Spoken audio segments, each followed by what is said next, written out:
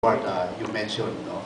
At muli, ang aming pong taus-pusong pasasalamat sa inyo at sa lahat ng mga kapatiran sa kasama natin sa media, sapagkat itong PhilHealth Forward ay ito ay isang pasasalamat, no? Ito ay isang Thanksgiving platform namin sa mga stakeholders, lalo na sa media.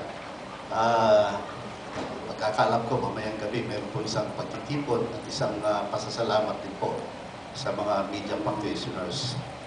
So, ang tanong po ay, siguro kung uulitin ko, meron pang naiinggit.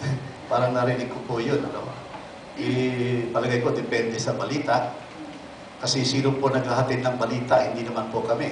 Kami ay nagbibigay ng mga magandang balita at of course, ang ating kasamaan sa media, sila po ay nagtatala ng mga balita sa public. No? So, it's a matter of what news is good news.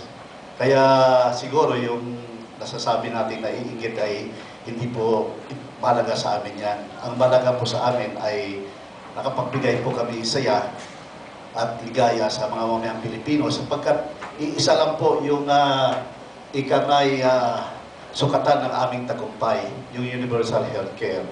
Yung masasabi namin sa national government that we have already covered 85 or 88% of the population are now PhilHealth members. No?